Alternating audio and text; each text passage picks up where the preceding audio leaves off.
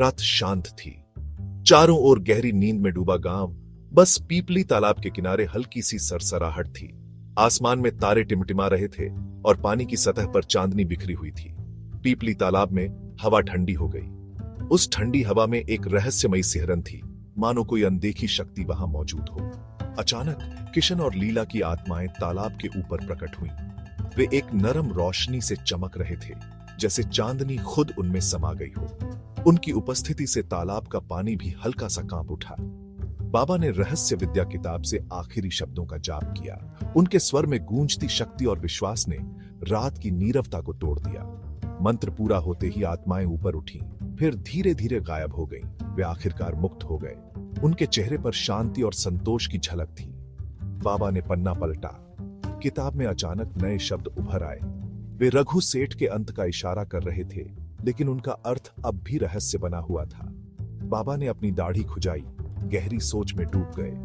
उन्होंने महसूस किया कि यह कहानी अभी पूरी नहीं हुई है, हमें और जानने की जरूरत है। गोलू ने सिर हिलाया।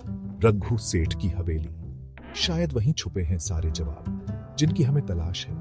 उन्होंने अगली सुबह वहां जाने का फैसला किया। अब उनकी यात्रा एक नए रहस्य की ओर बढ़ रही थी और सबकी धड़कनें तेज थी। अगला दिन और भी ज्यादा गर्म और धूल भरा था। सूरज की किरणें जमीन को झुलसा रही थीं और हवा में एक अजीब सी बेचैनी थी। बाबा और गोलू भारी कदमों से हवेली पहुंचे। उनके चेहरे पर उत्सुकता और थोड़ी घबराहट साफ झलक रही थी। हवेली का बाहरी हिस्सा बेहद उदास और वीरान लग रहा था, जैसे सालों से किसी ने उसकी सुध ही न ली हो। अंदर घुसते ही हर तरफ मकड़ी के जाले लटक रहे थे। छत में बड़े बड़े छेद थे, जिनसे धूप की किरणें धूल में नाच रही थीं। कभी यह हवेली अपनी भव्यता के लिए मशहूर थी, लेकिन अब यह सिर्फ एक खंडहर बनकर रह गई थी। बाबा और गोलू ने एक दूसरे को देखा और फिर साहस जुटाकर सावधानी से अंदर दाखिल हुए। हर चीज पर धूल की मोटी परत जमी थी, जैसे समय ने सब कुछ ढक दिया हो। साफ था कि यहां कई सालों से कोई इंसान नहीं आया था। हर कोना सन्नाटे से भरा था। अचानक गोलू की नजर एक धूल भरे कोने पर पड़ी। देखो बाबा, उसने उत्साहित होकर इशारा किया।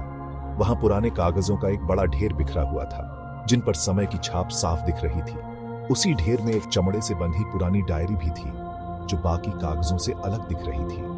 बाबा ने डायरी को बहुत ध्यान से उठाया, मानो उसमें कोई अनमोल राज छुपा हो। यह महत्वपूर्ण हो सकता है, बाबा ने फुसफुसाते हुए कहा। उनकी आवाज में हल्की सी उत्तेजना थी। दोनों धूल भरे कमरे में जमीन पर बैठ गए और डायरी को खोलने लगे।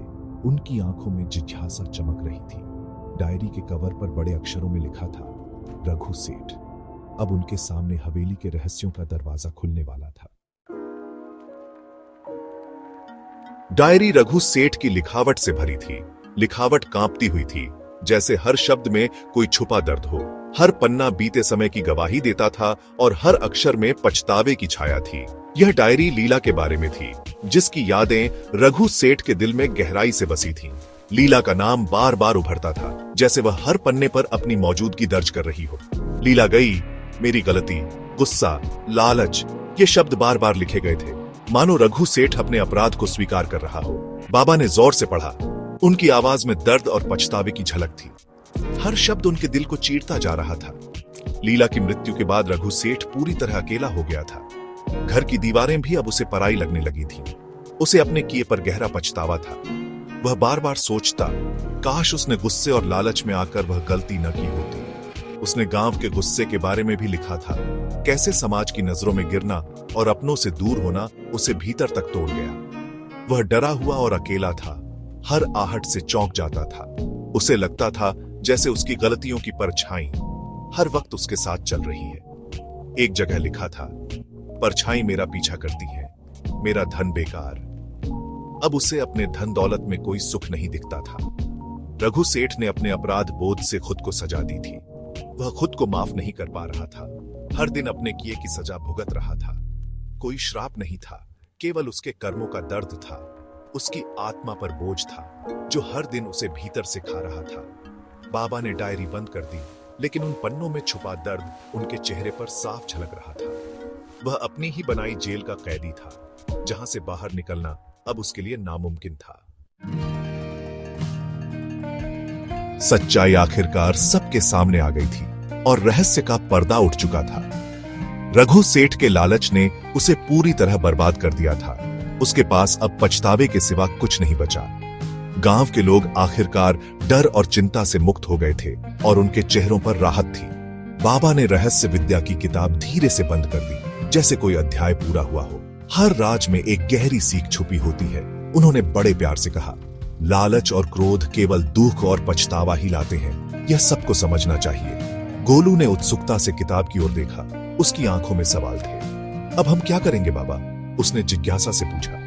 बाबा मुस्कुराए। और भी कई कहानियां उजागर करनी है, उन्होंने गोलू की तरफ आंख मारते हुए कहा। और इसलिए वे दोनों नए रोमांच के लिए तैयार होकर गांव की ओर चल पड़े, नई शुरुआत की ओर।